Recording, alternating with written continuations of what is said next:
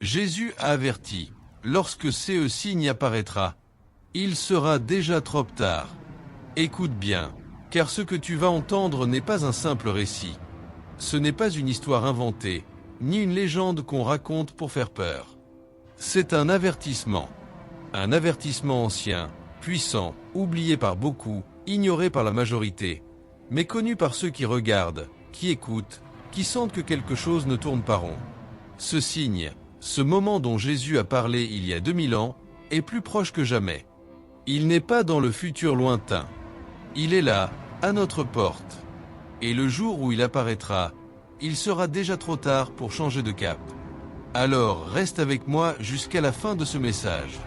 Parce que tu ne l'écouteras pas par hasard. Rien dans cette vie n'est dû au hasard.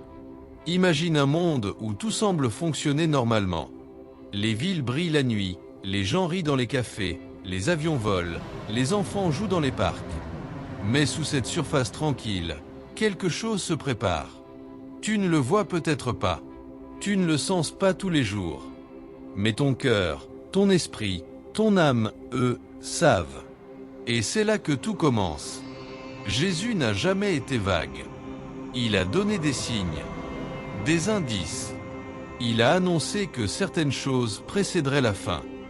Des guerres, des famines, des tremblements de terre, des nations contre nations, des royaumes contre royaumes.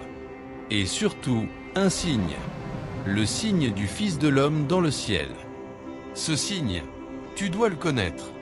Tu dois le reconnaître. Parce que ceux qui ne l'auront pas compris avant qu'il n'apparaisse, seront pris au dépourvu. Tu veux savoir ce qu'il a dit exactement? Écoute ce passage. Il est tiré de Matthieu chapitre 24. Jésus parlait à ses disciples sur le mont des Oliviers. Il lui avait demandé, « Quel sera le signe de ton avènement et de la fin du monde ?» Et il a répondu, non pas en parabole comme souvent, mais directement, clairement. Alors le signe du Fils de l'homme paraîtra dans le ciel. Alors toutes les tribus de la terre se lamenteront, et elles verront le Fils de l'homme venant sur les nuées du ciel avec puissance et une grande gloire. Réfléchis un instant.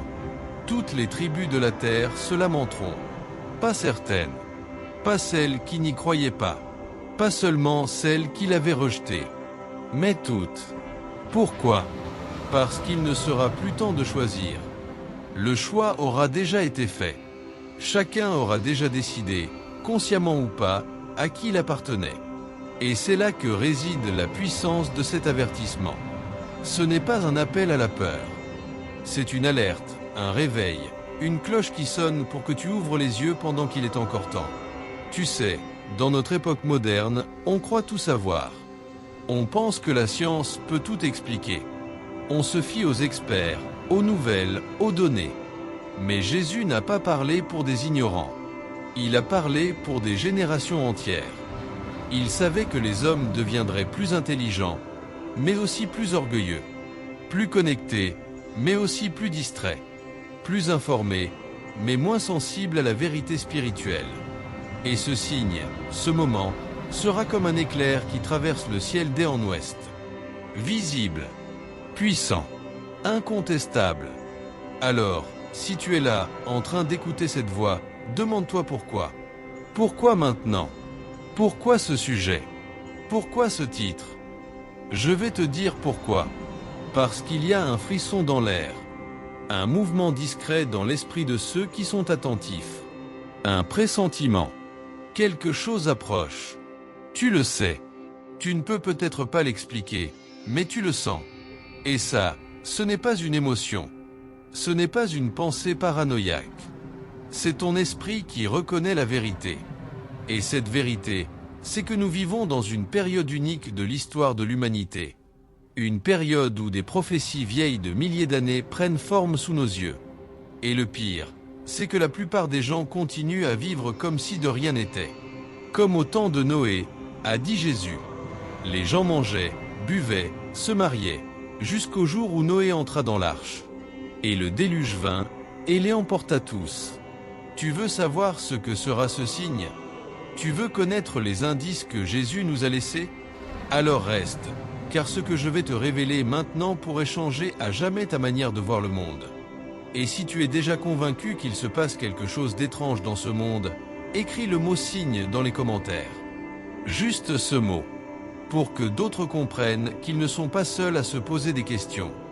Tu as écrit signe ou tu y as pensé. C'est déjà une preuve que tu sens que ce n'est pas une simple coïncidence. Jésus a dit que le ciel annoncerait des choses, que la création elle-même pousserait un cri, que même les pierres parleraient si les hommes se taisaient. Et aujourd'hui, la création hurle. Les océans montent, les terres tremblent, les nations vacillent. La technologie avance à une vitesse jamais vue, mais les cœurs reculent. On vit dans un monde hyper connecté, mais chacun est plus seul que jamais. Et dans ce chaos tranquille, dans cette illusion de progrès, le vrai danger est là, l'aveuglement. Tu vois, les signes ne sont pas cachés. Ils sont là, visibles, tangibles. Ils ne sont pas codés pour une élite. Ils sont compréhensibles par tous ceux qui veulent ouvrir les yeux. Jésus a dit que le figuier, quand il fait pousser ses feuilles, indique que l'été est proche. De la même façon, quand nous voyons certains événements, nous devons savoir que la fin est proche. Regarde autour de toi. Les tensions entre nations, la décadence morale, les divisions profondes, l'intelligence artificielle qui simule la pensée humaine, les idéologies qui effacent la vérité, la confusion même dans les églises, le rejet des fondements. Tout cela, Jésus l'a annoncé. Et pourtant, même aujourd'hui, certains disent « Cela fait 2000 ans qu'on parle de son retour ». Mais Pierre, dans sa deuxième lettre, l'avait prophétisé aussi. Dans les derniers jours, des moqueurs viendront avec leurs moqueries, marchant selon leur propre convoitise et disant « Où est la promesse de son avènement ?» Ce scepticisme est aussi un signe, un symptôme, une preuve. Le monde se moque, mais l'horloge céleste continue de tourner. Mais il y a un détail que très peu comprennent. Le signe dont Jésus parle, ce signe céleste, n'est pas une simple comète. Ce n'est pas un alignement planétaire. Ce n'est pas une éclipse. C'est un événement spirituel qui sera visible dans le monde physique. C'est le dévoilement du ciel. Un moment où la frontière entre le visible et l'invisible sera brisée. Comme Étienne, le premier martyr, qui leva les yeux et vit les cieux ouverts, Jésus debout à la droite de Dieu. Ce signe ne sera pas un spectacle. Ce sera une révélation. Imagine cela. Un jour, alors que le monde continue ses activités, les marchés boursiers s'activent, les gens se marient, voyagent, investissent, rient et se disputent, un événement traverse le ciel. Pas une explosion, pas une lumière artificielle, une apparition, une percée, un moment de silence absolu où le monde entier lève les yeux et voit, non pas avec les yeux du corps, mais avec l'œil de l'âme. Ce sera comme si une vérité écrasante tombait sur l'humanité.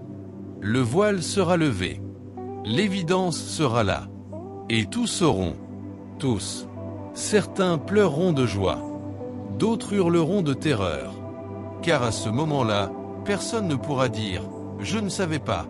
Les cœurs auront déjà été pesés, les choix déjà faits.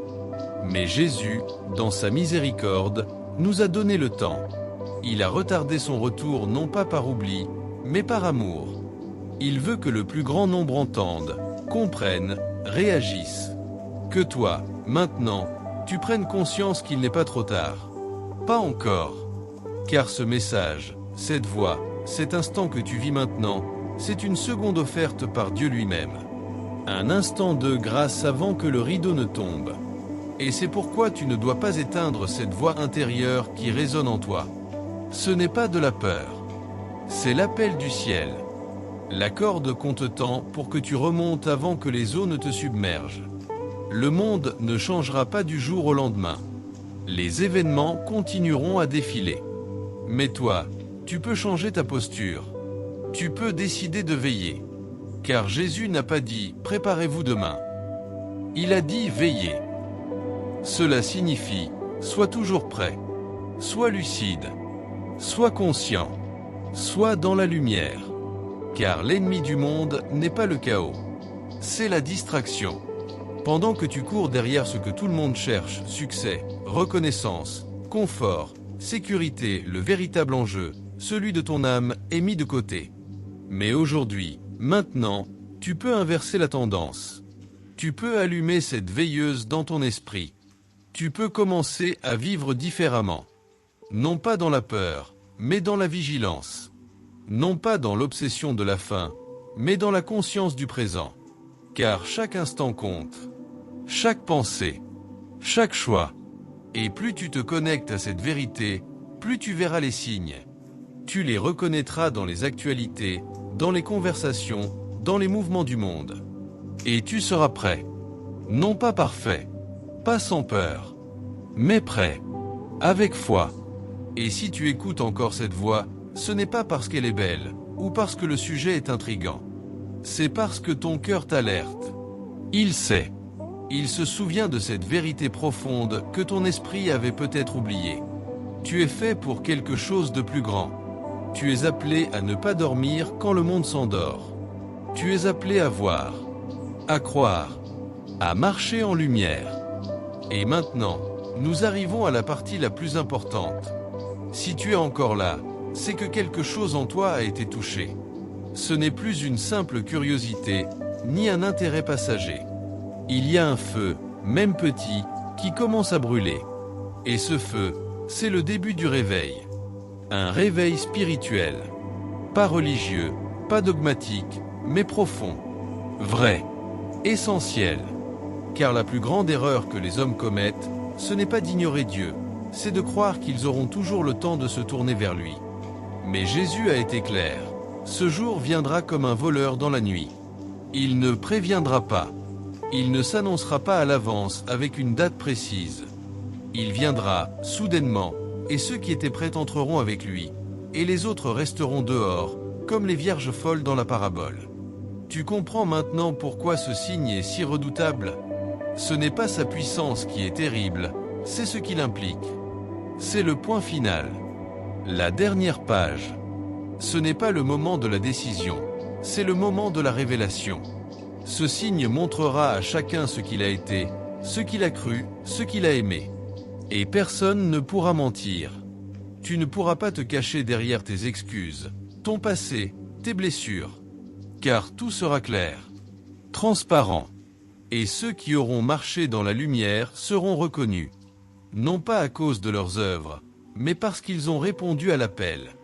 Parce qu'ils ont cru. Parce qu'ils ont veillé.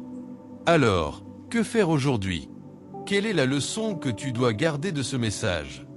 Elle est simple, mais puissante. N'attends plus.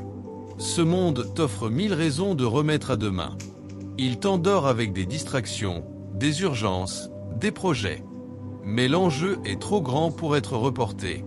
Ta vie éternelle se joue maintenant. Ton cœur est encore sensible. Ta conscience t'écoute encore. Et tant que cette flamme existe en toi, tu peux dire oui.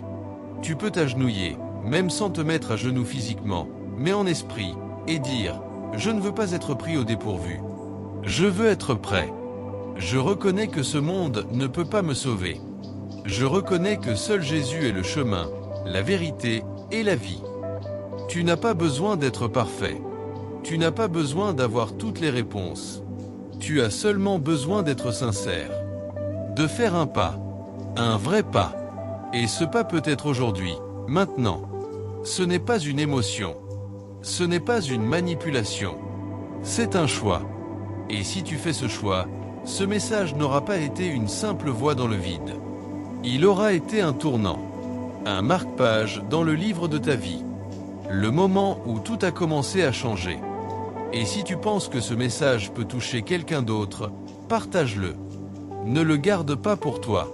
Car chaque personne qui entend peut elle aussi se réveiller. Et plus nous sommes nombreux à ouvrir les yeux, plus la lumière gagne du terrain. Ce n'est pas une guerre de religion.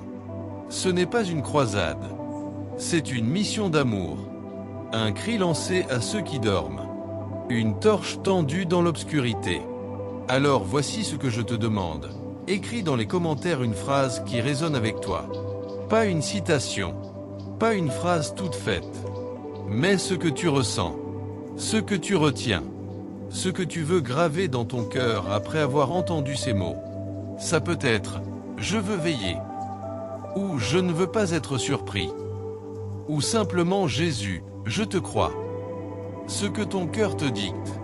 Car ce commentaire ne sera pas une fin. Il sera un début, un témoignage, une réponse. Et peut-être que quelqu'un, quelque part, en lisant ce que tu as écrit, comprendra qu'il n'est pas seul. Et ça, c'est la plus belle des victoires. Souviens-toi, lorsque ce signe apparaîtra, il sera déjà trop tard. Mais aujourd'hui, il est encore temps. Aujourd'hui, tu peux dire oui. Aujourd'hui, tu peux changer de direction. Et ce simple choix peut tout transformer. Ta paix, ta force, ton avenir. Alors ne laisse pas ce moment passer. Car il pourrait bien être le dernier appel avant le silence. Si tu veux continuer ce chemin, cherche, lis, prie, parle. Trouve d'autres voies qui t'élèvent. Éloigne-toi de ce qui t'endort. Entoure-toi de vérité. Et surtout, veille.